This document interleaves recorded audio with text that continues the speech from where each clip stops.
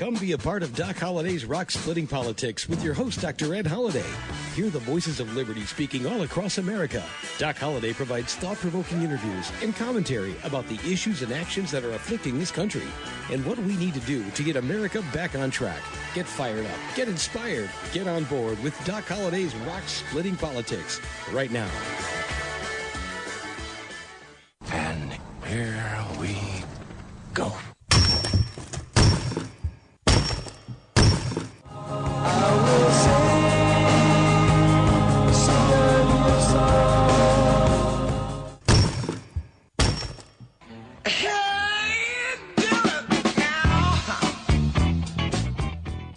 And once again, that's the sound of rock cracking. You got Doc Holliday's Rock Splitting Politics right here on webtalkradio.net. That's webtalkradio.net. We got a new president, President Joe Biden and Vice President Kamala Harris. And we welcome the new year, and we welcome our new president and vice president. Not the ones I wanted, or a lot of you, my audience, didn't want them to assume the presidency, but that's the constitutional mandate, and they've moved up.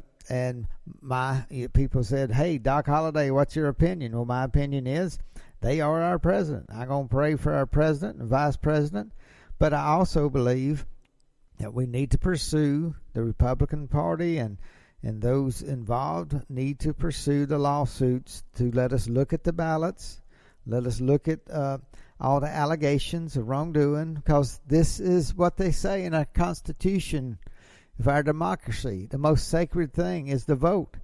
And there's people out there, and I include me, that believe some of these allegations may actually be true. So why aren't we looking into it? And I hope we will. So that's my first right off the bat assessment for our new president and vice president. Let's support them, pray for them, and hope they'll do the best. But I will say the first day, Joe Biden killed 52,000 jobs, the livelihood of men and women here in the United States of America, wiped their jobs off the map without a hint, without a way to proceed other than saying they're going to get some of this unemployment, maybe. I don't know, but 52,000 breadwinners were ripped away from their jobs. 52,000 in one day when he killed the Keystone Pipeline and he stopped the building of the wall on the border. And that's the America I'm afraid we're running into. What happens when you have $15 minimum wage? You got restaurants that are barely surviving, and then you put $15 minimum wage across the country, not just big cities, but rural places. And how long do you think these entrepreneurs are going to survive? And how many new entrepreneurs to bring in a fresh, new, innovative ideas are going to be able to kick off a new business with $15 minimum wage? That is socialism, because it's telling businesses this is the way you have to run your business. That's not capitalism. That is socialism, moving toward a communist set of rules, because it's the government dictating how you must run your business. And that is not what we do here in America. That's not what has made America great, and that will not make America great. It's a stumbling block to businesses everywhere, and it's a anchor on the dreams and hopes of people who want to start a business.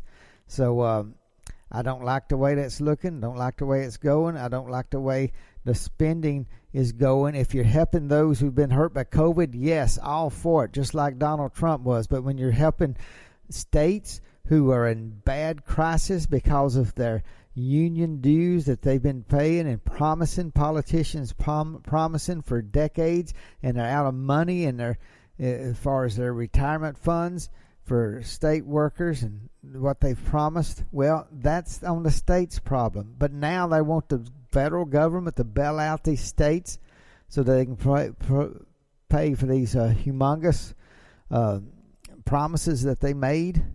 Well, that should be on the states. It shouldn't be on all the states. It should not be on the parts of America that have held their state budgets together responsibly. So those are the things that I do not like what this president is heading toward. And how about the student loans? Freezing that? Yes. Freezing the payback? Yes. But when you're telling electricians and plumbers and blue-collar men and women across America who are working, hey, we're going to make you pay for those people who are making more money than you because they got a degree from college, you're going to pay for their college now because you didn't go to college. And how about the people who paid their loans back and worked hard to pay their loans back? And now you're saying, well, this guy over here, because he partied in his college years and partied after his college years, well, you know what? He didn't make as much money as you, so we're going to pay his loan back. You know, that's not the America I know. You're responsible for what you ask for. And now the government, well, there's people saying just wipe out all the student loans and let all the blue-collar folks, you know, down in the under the houses, plumbers digging out in the sewer lines and cleaning up and getting all dirty day after day. And you're telling me you're going to make them pay for the college-educated people who are making more money than they are now? No, that's not right. That's not America. But that's Joe Biden, that's Kamala Harris, and that's socialism and communism. It's just bizarre. Absolutely bizarre. So that's my rant this week. What do we have this week's show? Well, I told you last week we were going to have the former mayor of Shiloh, Israel, David Rubin, on. We're going to get him on in just a minute. But before I do, let me remind you, as we start this new year, Doc Holliday's Rock Splitting Politics, we're going to zero in, magnify what the president is doing, what direction his policy is going. But the thing I want you to remember right now, what we need more than anything, there's going to be a lot of stress in the Republican Party. What about Trump? Where's Trump go? What's he going to say? Are they going to put Trump on trial in the Senate for impeachment? And did he incite a riot? Of course he didn't. You know, you listen to last week's show. Who had the megaphones? They probably the ones inciting a riot. Who had the megaphones during that day of the assault on the Capitol? And they looked at the timeline. President Trump is still speaking when people were trying to break into the Capitol. So something was planned. It wasn't Donald Trump. And I hope that'll come out. You know, he needs an apology from the House of Representatives for pushing into a quick impeachment. And it's really dangerous to the Constitution when you got people like Nancy Pelosi out of hate and revenge, going after President Donald J. Trump, saying he incited a riot when, you know, where's the proof? Where is the proof? And Speaker Pelosi, as far as I'm concerned, she ought to be the one that's be impeached because of her abuse of power. Abuse of power, Nancy Pelosi. So all I can say is America's in a tough bind, and Republicans, they have got to get their act together because they need to be the leader in what I'm calling the AntiSocialist Alliance. If you don't like socialism, if you don't like communism, if you see our country heading in that direction, there's only one way to stop it now. The power of the socialists to inflict harm on this economy and harm on our nation, all their strength is coming from the Democratic Party. I'm not saying every Democrat is a socialist. I am saying that the socialists would not have any power at all if it was not for the Democratic Party. Therefore, the Anti-Socialist Alliance needs to form, and as far as I'm concerned, Doc Holliday's Rock Splitting Politics can be the home of the Anti-Socialist Alliance. And that means if you are against socialism, then work together with Republicans, independents, conservatives, all across the board. Conservative Democrats. Everybody, if you're against socialism and against communism, the source of its power in the United States of America is now the Democratic Party. So what we got to do is working in for the next 2 years, 4 years, is build an anti-socialism alliance. And we may disagree on many things, but if we can agree socialism is bad for America, bad for our future, then let's bond together and say, let's stop the strength of the socialist movement, and it's the Democratic Party. So let's make sure no Democrat gets elected every office across the land. Let's make sure there is a strong opposition to the force of socialism, which is coming from the Democratic Party. That's my input. And right now, let's go to our guest for this week's show, the former mayor of Shiloh, Israel. On this week's show, we got an old friend, Mayor David Rubin. He wrote the book, Trump and the Jews. We've had him on before, and there's a lot to talk about. And so welcome to Doc Holliday's Rock Splitting Politics, Mayor Rubin. Well, thank you. Good to be with you, Doc. Well, Mayor, you of course wrote the book, and we said Trump and the Jews, and it came out about a year or so ago, and now we've just had the U.S. elections, and I was one of those that thought we needed to look into fraudulent voting more, and the state legislatures should have. It didn't happen, so it looks like President-elect Biden will be inaugurated. And what does that mean going forward for the state of Israel, the way you see it? Okay, well, there's a lot that I could say about the state of Israel and what it means for the state of Israel this past election. But first, since you brought up the topic, Doc, if it's okay with you, I would like to address the whole issue of voter procedure, voting procedure, voter ID, and things like that. Okay, yeah. Because we in Israel, we have a very freewheeling democracy. You know, it's democracy on steroids, I sometimes say. Okay. We have 13 political parties that run in each election, and usually end up with about 8 or 9 that end up being in the Knesset, in the Israeli parliament. So it's a wild and woolly democracy. However, that being said, when we go to vote on election day, and the absentee ballots are very limited, those who are allowed absentee ballots. Nobody's allowed absentee ballots outside the country unless they are working in the foreign service, and ambassadors and things like that, or soldiers. But almost everyone goes to vote on election day. You go to the voting booth. You show your ID. Everyone has an ID, a photo ID. Without a photo ID, it could be a driver's license. It could be some other kind of accepted photo ID, but it has to be a photo ID with your name, with your date of birth, with all that kind of stuff. And then you can vote. You give them the voter ID. There are several people sitting at the table near the voting booths, and they're from different political parties, and each one looks at the photo ID, and then they mark it down that you came to vote, and then you go and you vote, and then you come back out and you get your photo ID back, and then you go on your way. That sounds wonderful. Your civic duty.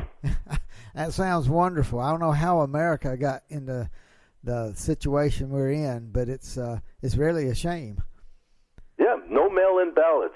No mail-in ballots, Doc. Now, my 95-year-old mother, may she live many years in good health.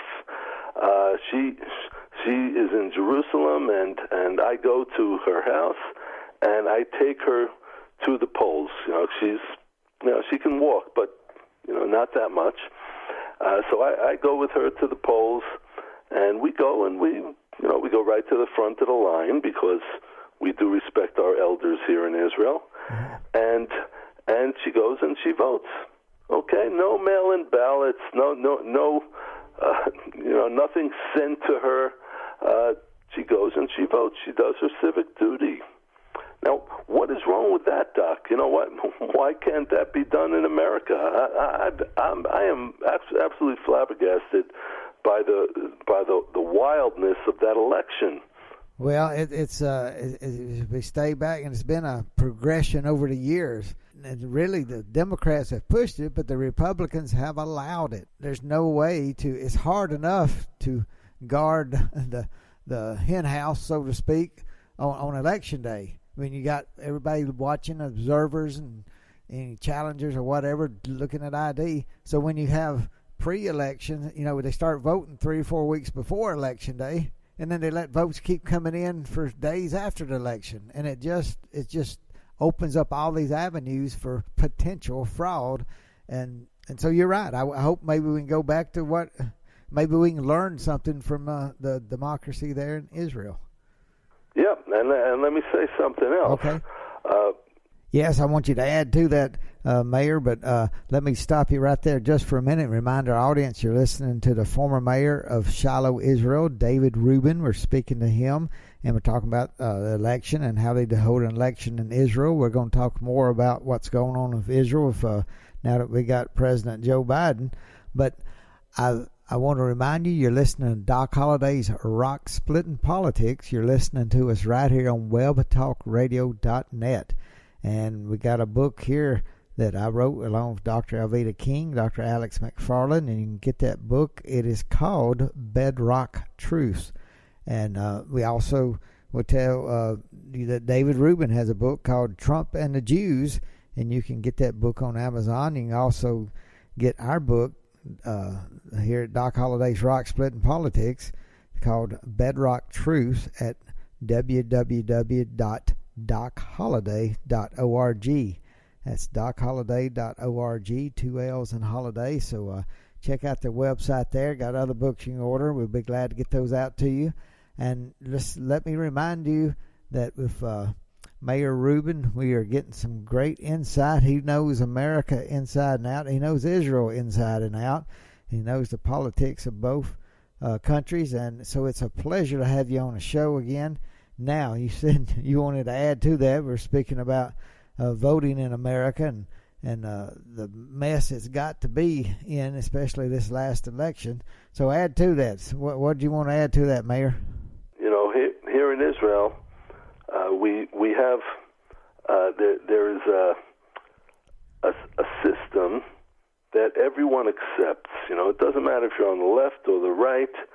Everyone accepts it, and as I said, we have a wild and woolly politics here, and people are very, very aggressive, very forceful. Everyone says what he thinks.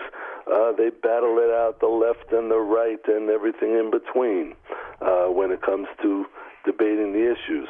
But when it comes to the actual voting, they go and they vote, and they do it the right way. Now, in America, based on everything that I've read and everything I've seen, it seems to me like there clearly was quite a bit of electoral fraud.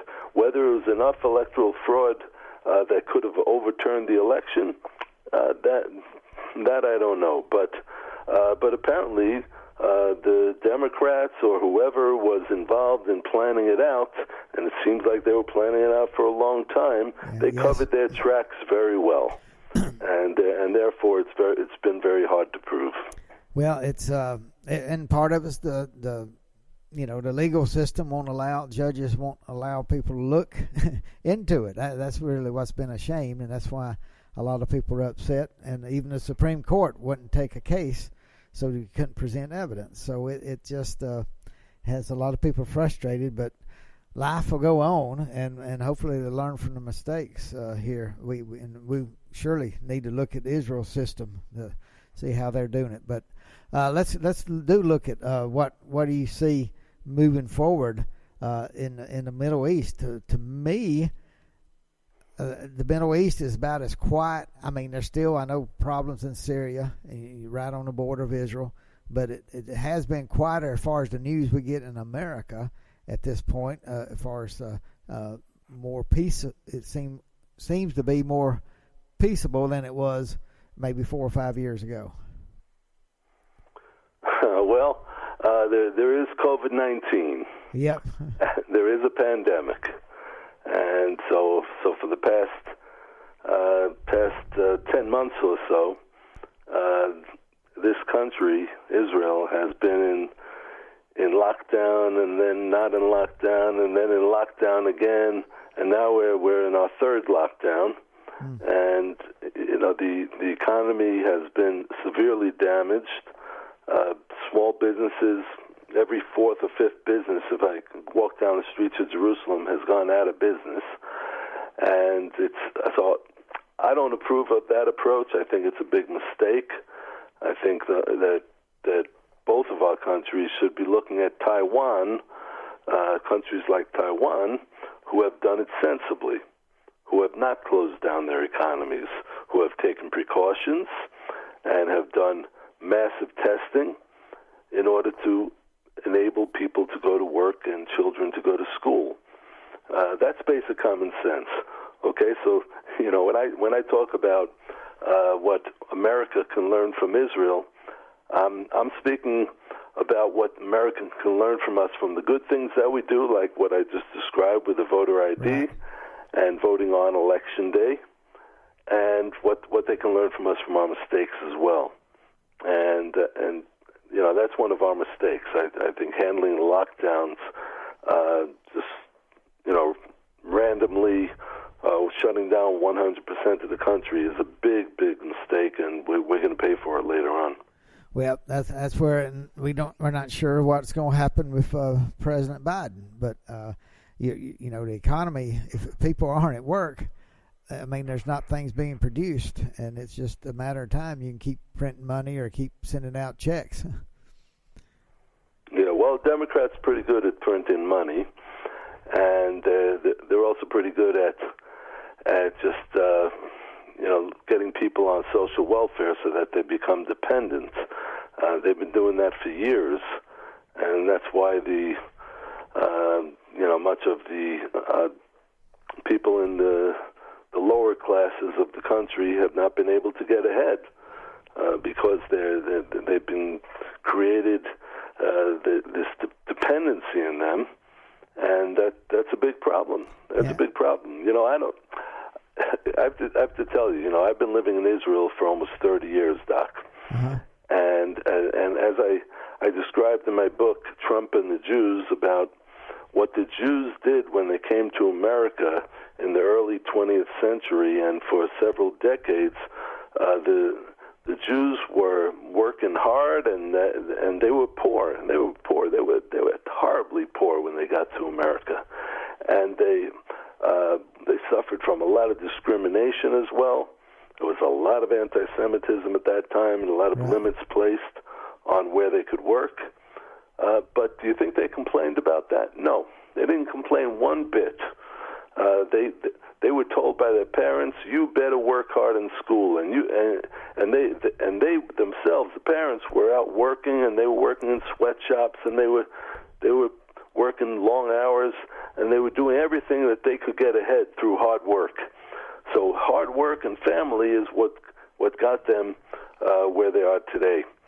And unfortunately, a lot of Jews in America have abandoned their heritage, and their family structure is starting to fall apart also. But that's what got the Jews ahead in America: hard work and family and a lot of faith. And now that they have lost that, many of the Jews in America, so they're just becoming like everyone else in the pagan part of the society. But that is how you get ahead. You work hard. Well, I think we can both agree on that, and that's what the trouble with a lockdown is. You don't have anywhere to work, and that's right.